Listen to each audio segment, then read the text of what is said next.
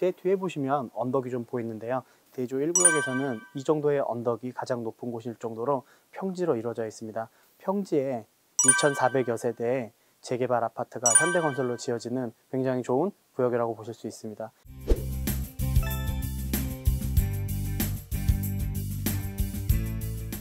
안녕하십니까. 은평구의 이곳저곳을 같이 돌아보게 될 백년산나라 대표 박정재입니다. 오늘 들고 온 내용은 은평구에도 가격 상승이 기대되는 재개발이라는 내용을 한번 뽑아봤습니다. 녹번역 근처에 재개발로 인해서 새로운 아파트가 들어선 곳들이 많이 있습니다. 그 중에 레미안 베라힐스라는 곳이 있는데요. 2월 20일 후반경에 계약이 된 신고가가 찍은 금액이 있습니다. 34평으로 된 건데요. 11억 9,500만 원을 찍었습니다. 약 12억 정도가 되는 금액으로 거래가 된 것이죠. 새 아파트로 12억이 된 것은 많이 고무적인 일인데요. 이렇게 12억이 된 이유를 한번 따져보면 제가 보기에는 새 아파트라는 장점, 그리고 아파트 단지들끼리 모여있다는 그런 장점과 역세권에 있다라는 이 세 가지 큰 장점들로 인해서 12억까지 올라간 것으로 보입니다. 그러면 그거와 비슷한 은평구에 있는 재개발지가 어디가 있을까라고 해서 오늘 요 맥락을 한번 뽑아보았습니다. 물론 수색증산에 있는 재개발도 있는데요. 오늘은 통일로길에 있는 재개발과 역세권 임대주택에 대한 내용을 말씀드리고자 합니다. 이 기존에 역세권 청년 임대주택에 대한 내용도 한번 다뤄본 적이 있는데요. 그 내용이 궁금하시다면 이 위쪽에 있는 링크를 타고 한 번쯤 다시 보고 오시는 것도 좋은 방법일 거라고 생각합니다. 그러면 지금부터 은평구에도 가격 상승이 기대되는 재개발에 대한 내용을 말씀드리고자 합니다. 통일로길에 있는 중요한 재개발 지역은 이렇게 세 군데입니다. 가련 1구역, 대조 1구역, 불광 5구역입니다. 가련 1구역 같은 경우에는 4,124세대, 대조 1구역 같은 경우에는 2,359세대, 불광 5구역 같은 경우에는 2,393세대로 이루어져 있습니다. 또한 요 근래에는 독바이 역세권 개발이라고 해서 임대주택이 들어서는 그런 위치에 있습니다. 총 세대수는 1,305세대, 임대는 522세대, 분양 783세대로 이루어지는 내용입니다. 입지를 잠깐 살펴보면요. 요 총 4군데에 있는 곳들은 연신내역과 불광역, 독바이역을 이용하실 수 있습니다. 연신내역의 경우는 3호선과 6호선, 불광역도 3호선과 6호선, 독바이역은 6호선을 지금 현재로서는 이용하실 수 있습니다. 향후에도 말씀드리겠지만 GTX A 노선은 연신내역을 지나가기 때문에 연신내역은 향후에는 GTX A 노선이 들어올 예정입니다. 독바이역 같은 경우에는 신분당선 북부 연장도 예정은 돼 있습니다. 따라서 만약에 신분당선 북부 연장이 된다고 한다면 연신내역과 독바이역을 통해서 강남 접근성이 비약적으로 좋아질 것이라고 생각이 듭니다. 그중 첫 번째인 가련 1구역에 대한 내용을 지금부터 말씀드리도록 하겠습니다. 가련 1구역은 4,124세대로 이루어진 대규모 아파트 단지입니다. 연신내역에서 도보로 약 15분 정도 걸리는 아파트 단지이고요. 여기 보시면은 등고선이 보일 정도로 위치가 조금 높습니다. 이 중간까지는 그렇게 높지는 않지만 이 중반 이후로 올라가신다면 약간 언덕을 보실 수가 있게 됩니다. 이러한 높은 지대에서 지어지는 4,000세대의 대규모 아파트이기는 한데요. 사실은 4,000세대 이상의 아파트 단지가 들어서는 것들이 그렇게 쉽지는 않은 것 같습니다. 따라서 한 번쯤은 가련 1구역에 대한 내용들을 살펴봐야 될 것으로 생각이 듭니다. 가련 1구역에 대한 대략적인 내용을 말씀드리도록 하겠습니다. 위치는 가련동 300번지 일대이고요. 총 세대수는 4,124세대, 그 다음에 분양 세대수는 3,484세대, 임대 644대로 이루어져 있는 구역입니다. 가련 1구역과 뗄 수 없는 내용 중에 하나가 2017년도에 발표한 파리대책입니다. 파리대책의 경우는 어떤 내용이 있었냐면요. 재개발에 대해서 2018년 1월 25일 이후에 사업시행 인가 신청을 한 재개발 단지의 경우에는 관리처분 후 조합원 지위 변경이 불가능하다라는 내용이었습니다. 역으로 뒤집어 보면 2018년 1월 24일 이전에 사업시행 인가 신청을 한 재개발 단지라면 관리처분 후에 조합원 지위 변경이 가능하다라는 내용으로 들리실 수 있을 겁니다. 따라서 가련 1구역에 있는 조합원 분들은 2018년도 1월달 초반에 사업시행 인가 신청을 맡기 위해서 빠르게 대처하고 노력하셨습니다. 그래서 그 단지에 있었던 내용이 무엇이었냐면 건축심의를 통과를 해야 사업시행인가 신청을 할 수 있는데요. 건축심의를 통과하기 위해서 많은 노력들을 하셨습니다.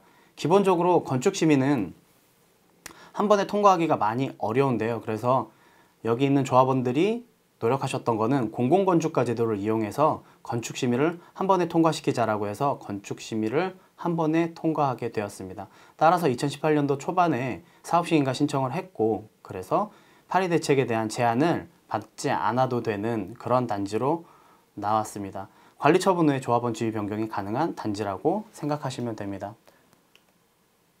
가련 1구역의 경우는 아까 전에도 말씀드렸듯이 사업시행인가 신청을 했고요. 사업시행인가가 났습니다. 이제 남아있는 것은 시공사 선정인데요. 시공사 선정에 있어서 약간의 잡음은 있었어요. 어떤 내용이었냐면 처음에 시공사 선정을 했었을 적에는 조합원들이 원했던 거는 단독 시공사였습니다. 4,000세대 이상의 그 아파트를 시공하는데 단일 시공사로 들어오는 것들은 그렇게 일반적이지는 않은 것 같아요. 1,000세대 이상이면 거의 뭐 2개 아니면 3개 정도의 시공사가 묶여서 컨소시엄으로 많이 들어오는데, 여기 있는 조합원 분들은 단일 시공사로 들어오는 것들을 많이 선호하셨습니다. 그래서 단일 시공사로 들어오기를 바랬고, 그때 들어왔던 것이 현대건설과 롯데캐슬이었습니다. 현대건설 같은 경우로 우선은 맨 처음에는 시공사가 선정이 되었는데요. 여기 보시면 은평구청에서는 현대건설 입천제안서가 정비사업 계약 업무 처리 기준과 조합원 시행사 선정 계획에 적합하지 않다라고 말했기 때문에 현대건설 입찰 제안서를 부적합으로 입찰 공고를 무효화시켰습니다. 그러고 난 후에 또다시 시공사 선정을 내었었고요. 그러고 난 다음에 단독으로 롯데캐슬만이 들어오게 되었습니다. 이러한 내용을 보시면 국토부 고시에 따르면 재건축, 재개발 사업을 시공자로 선정할 때 경쟁 입찰 혹은 미응찰, 단독 응찰 사유로 2회 이상 유찰 시 조합은 총회 의결을 거쳐서 수의계약 방식으로 시공사를 선정할 수 있다라는 내용이 있습니다. 따라서 지금 단독 응찰을 했지만 수의계약으로 롯데캐슬이 시공사로 선정될 가능성이 가장 높은 상황으로 가고 있습니다.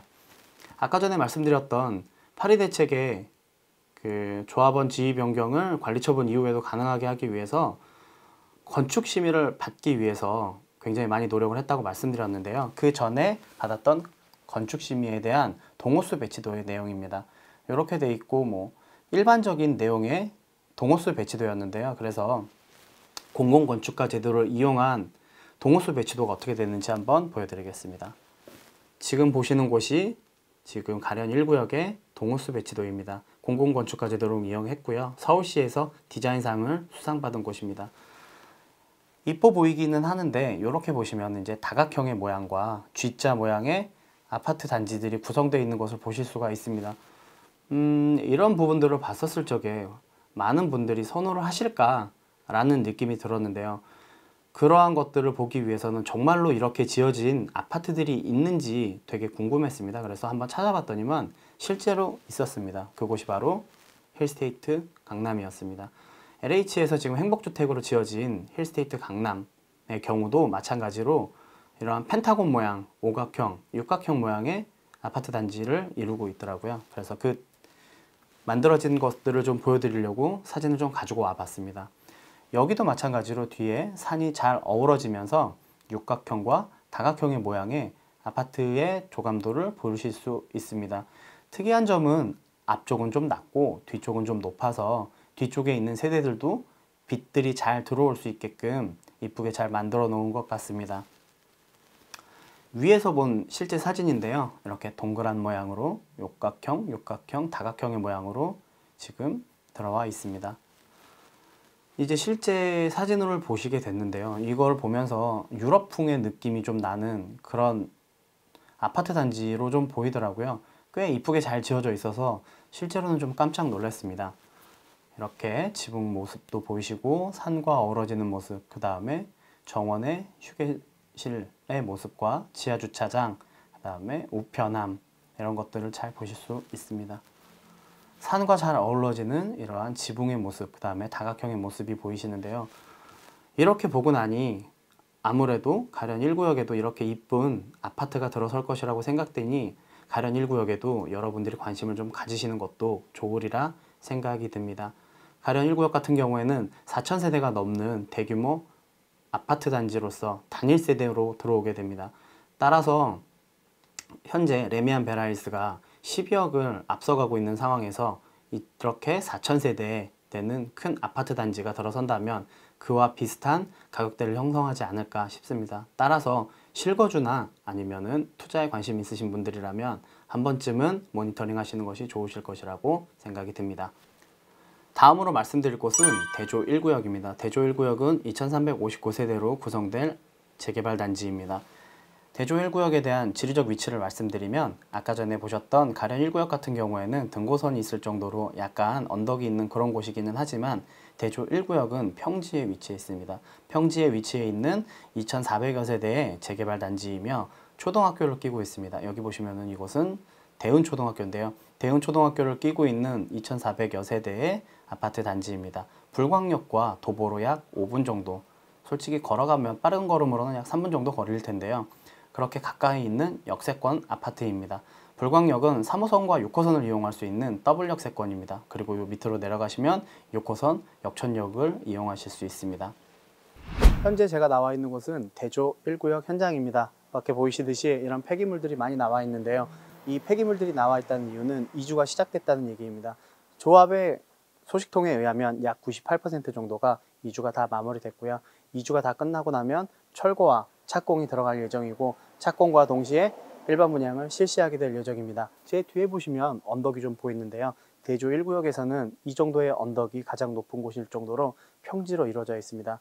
평지에 2,400여 세대의 재개발 아파트가 현대건설로 지어지는 굉장히 좋은 구역이라고 보실 수 있습니다. 현재 제가 있는 이 위치에서 불광역까지는 도보로 약 3분 정도밖에는 걸리지 않는 역세권 아파트로 거듭날 것이라고 보입니다. 더 자세한 내용은 스튜디오에서 말씀드리도록 하겠습니다. 대조 1구역에 대한 기본적인 내용을 설명드리도록 하겠습니다. 위치는 대조동 88번지 일대이고요. 총 세대수는 2359세대, 조합원수는 1546세대 정도의 내용입니다.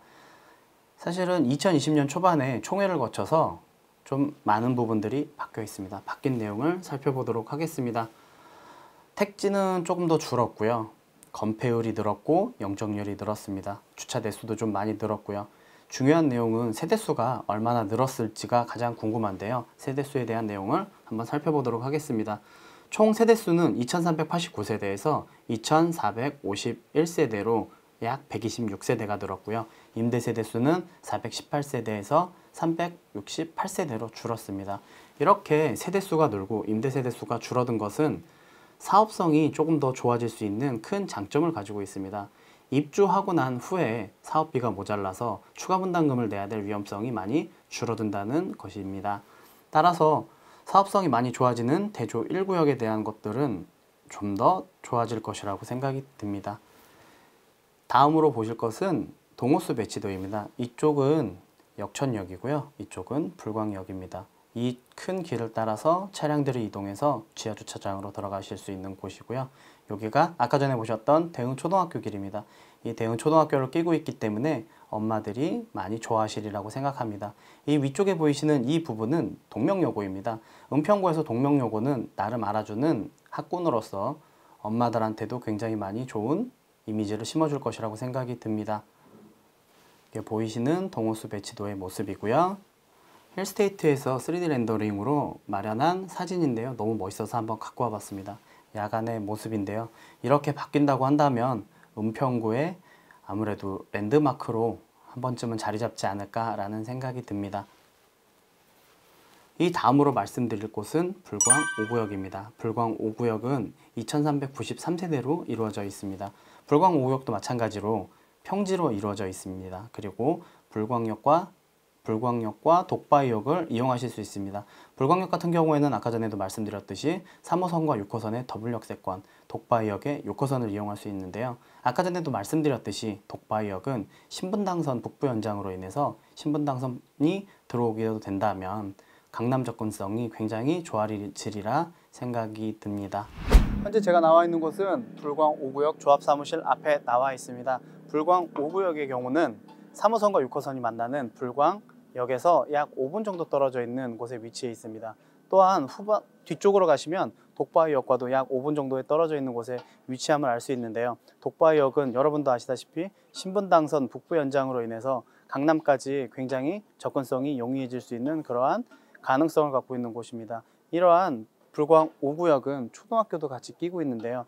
이러한 초등학교와 그 다음에 3호선과 6호선 그리고 신분당선까지 이용할 수 있는 이러한 좋은 곳이 아닐 수 없습니다. 또한 평지에 위치해 있기 때문에 불광 5구역의 경우는 굉장히 많은 사랑을 받고 있는 것으로 알고 있습니다. 다만 건축 심의가 많이 늦게 나서 조합원분들에게 많은 심려를 끼쳐드렸던 것 같은데요. 하지만 작년 12월 24일 날 건축 심의는 원안대로 통과되었고 빠른 진행을 위해서 조합에 있는 수뇌부들이 열심히 노력하고 있는 것으로 알고 있습니다. 더 자세한 내용은 스튜디오에서 말씀드리도록 하겠습니다. 기본적인 내용을 보겠습니다. 불광 5구역은 불광동 238, 244, 272번지에 있는 곳들을 재개발하는 내용입니다. 총 세대수는 2393세대고 분양 세대수 2018세대, 임대는 375세대입니다. 건폐율은 19%고 용적률은 231%입니다. 불광 5구역 같은 경우에는 지금 말씀드린 재개발 단지와 거의 비슷한 시기에 시작을 했는데요. 이 재개발 단지는 조금 진행이 많이 느렸습니다. 가장 문제가 무엇이었냐면 중학교 부지의 문제를 좀 해결을 했었어야 됩니다. 중학교 부지의 문제를 해결하기 위해서 정비구역을 다시 한번 설정 변경을 했었고요. 그러고 난 다음에 건축심의를 다시 받았어야 되는데 건축심의가 나는데 꽤 많은 시간이 걸렸습니다. 조합원분들이 굉장히 많이 실망을 많이 하셨는데요. 건축심의가 통과됐다는 소식이 2019년 12월 24일 크리스마스 이브 때 나왔습니다. 크리스마스에 대한 선물로 조합원들한테 굉장히 좋은 선물이 되었을 것이라고 생각이 듭니다. 내용을 보시면 제출된 안에 대해서 원안으로 의결되었습니다. 원안으로 의결되었다는 내용이 나왔는데요. 아까 전에 가련 1구역 같은 경우에도 좀 많은 변화가 있어서 어떤 식으로 원안으로 의결됐을지 굉장히 많은 궁금증을 자아냈었습니다. 우선은 그렇게 건축심의가 통과하자마자 불광 5구역 앞에 플랜카드가 붙었더라고요. 불광 5구역 건축심의 통과하고 플랜카드가 이쁘게 걸려 있습니다. 정비구역 설정하면서 건축심의를 이렇게 받겠습니다라고 했던 내용이고요. 건축심의가 통과된 내용의 모습입니다. 변한 게 거의 없습니다. 여기가 불광 초등학교 입구고요. 변한 게 거의 없어서 사실은 굉장히 다행스럽게 생각하고 조합원분들도 굉장히 많이 좋아하셨던 내용입니다. 동호수 배치도에 대한 기존 내용이고요. 건축심의로서 이렇게 변화된다라는 내용들을 보여지고 있습니다. 위치에 대한 설명을 잠깐 해볼게요. 이쪽이 불광역이고요. 이쪽이 독바이역입니다. 이 위쪽은 미성 아파트가 있고요. 이 아래쪽으로는 불광 롯데캐슬, 홈타운 등이 있습니다. 통일로길을 통해서 움직이는 보행자 출입구가 있습니다. 이쪽으로는 차량 이동을 안 하게 막아놨더라고요. 통일로길이 워낙에 차량들도 많고 막히는 길이어서 이쪽으로 차량 출입구를 만들지는 않으신 것 같아요. 그래서 뒷길로 빠져서 이쪽으로 들어오실 수 있게 만들어낸 곳이 지금 불광 5구역입니다. 다음으로 말씀드릴 내용은 독바이 역세권 개발입니다. 독바이 역세권 개발에 대한 내용은 한동안 말이 없었다가 2018년도 때쯤부터 독바이 역세권 개발이라는 내용이 나와서 살펴보게 되었습니다. 현재 제가 나와 있는 곳은 독바이 역세권 임대주택 사업에 진행되고 있는 사무실 앞입니다. 옆에 보시면은 독바이역 도시환경 정비사업 지주협의회 사무실이 3층에 있다는 것을 보실 수가 있습니다. 이 지리적 위치를 보시면 이 뒤쪽으로 불광 5구역이 위치해 있고요. 이 앞쪽으로는 북한산 힐스테이트 3차가 위치해 있습니다. 가장 좋은 것은 독바이역을 바로 이용할 수 있다는 큰 장점이 있습니다. 현재는 6호선 하나만을 이용하고 있지만 향후에는 신분당선 북부 연장으로 이용해 있어서 신분당선 북부 연장이 된다고 한다면 강남까지는 굉장히 빠른 시간 안에 접근이 가능할 것으로 생각이 됩니다. 2018년 2월 1일 날 독바이 역세권 공공임대주택에 대한 공람 공고가 떴더라고요. 그래서 독바이 역세권 공공임대주택으로 들어서는 그런 곳이구나 라고 인지를 했었고요. 그러면은 그 규모에 대한 내용들을 알아보기 위해서 공람을 자세히 살펴보았습니다. 내용은 총 세대수는 1305세대고요. 임대는 522세대, 분양은 783세대로 이루어지는 임대주택이 들어선다는 내용입니다. 기사를 보면 롯데건설 공동사업자 선정이라는 내용입니다. 롯데건설이 공동사업 시행자로 선정이 되었고요. 시공자로 우선협상 대상자 지위에 있다라는 내용이 기사로 나와 있습니다. 또 다른 내용으로서는 약간의 다툼이 있는 듯한 내용들이 있어서 좀 갖고 와봤습니다. 법 개정 직전 은평구청 공고 비대위 토지 등 소유자 방식 반대 롯데건설 보수 매출액 3% 요구 시공사 선정 시 공정성 우려라는 내용입니다. 이 내용을 잠깐 풀어보면 롯데건설이 시공사로 선정되지 않으면 토지 등 소유자가 매출액의 3%를 수수료에 내야 된다는 조항이 있습니다. 따라서 롯데건설이 시공사로 선정되지 않으면 이 사업에 대한 비용이 많이 생길 수 있기 때문에 아무래도 시공사로 선정되는 게 롯데건설만이 되는 게 아니냐라는 좀 볼멘 목소리들이 있었던 것 같습니다. 지금 비대위들이 가장 문제를 삼고 있는 것 중에 하나는 2018년도 2월 9일 개정된 현행법에 의하면 토지 등 소유자가 20인 미만일 때에는 토지 등 소유자 방식을 적용할 수 없도록 규정을 하고 있는데요. 본 역세권 임대주택은 토지 등 소유자 방식으로 진행하고 있었는데 2월 9일 날 개정된 현행법에 공고 공람은 2018년도 2월 1일 날 됐기 때문에 너희 둘이 무슨 썸씽이 있었던 게 아니냐라는 내용이었습니다. 구청의 입장은 개정된 법 이전에 공람 공고를 했기 때문에 전혀 문제가 되지 않는다라는 내용으로 진행이 되고 있고 아무래도 그게 맞는 것 같아서 차근차근히 잘 진행될 것이라고 예상이 됩니다. 현재 제가 나와 있는 곳은 독바이역입니다. 독바이역은 독바이 역세권 개발에 있어서 가장 핵심이 되는 지하철역입니다. 이 지하철역을 중심으로 독바이 역세권 개발이 개발될 것입니다. 독바이 역세권은 지금 현재 독바이역은 6호선만 현재 이용이 되고 있으나 신분당선 북부 연장이 이루어질 경우 독바이역은 신분당선과 그 다음에 6호선을 이용할 수 있는 더블 역세권이 되는 중요한 키포인트라고 할 수 있습니다. 신분당선이 연장이 된다면 현재 이곳에 사시는 분들 입장에서는 강남까지의 접근성이 매우 좋아질 것이라고 생각되며 이러한 것들이 개선이 된다고 한다면 독바이역은 좀 더 좋은 위치의 아파트로 변화될 것입니다. 독바이 역세권 개발에 대한 지리적 위치를 좀 말씀드리면 바로 앞에 독바이역이 있습니다. 독바이역은 아까 전에도 말씀드렸듯이 6호선 뿐만이 아니라 신분당선이 들어온다면 신분당선으로 인해서 강남 접근성이 매우 좋아질 것이고요. 여기에서 독바이역에서 전철을 타면 바로 연신내역으로 오실 수 있습니다. 연신내역은 3호선과 6호선 더블 역세권이며 GTX A 노선을 이용할 수 있습니다. GTX A 노선도 지금 현재 공사에 진행 중에 있고요. GTX A 노선을 타고 강남 접근성도 굉장히 좋아지기 때문에 독바이 역세권 개발이 된다 그러면 굉장히 좋은 위치에 아파트가 들어서게 되는 것이라고 보여집니다. 현재 독바이 역세권 근처로 불광 5구역, 라이프미성, 힐스테이트 7차, 롯데캐슬, 그 다음에 힐스테이트 3차 등의 아파트가 총 6천여 세대 규모에 쌓여있는 좋은 입지로 지어지리라고 보여지고 있습니다.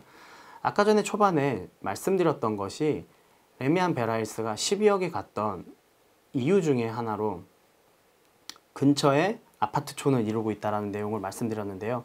이 독바이 역세권도 마찬가지로 아파트촌을 이루는 곳 중에 위치하고 있고 역세권을 끼고 있기 때문에 굉장히 좋은 위치가 되지 않을까 생각됩니다. 투자를 원하시는 분들이라면 한 번쯤은 모니터링 해보셔도 좋은 곳이라고 여겨지고요. 독바이 역세권 개발뿐만이 아니라 불광 5구역, 대조 1구역, 그 다음에 가련 1구역 같은 경우는 좀 모니터링을 해보시는 것이 좋으실 거라고 생각이 듭니다.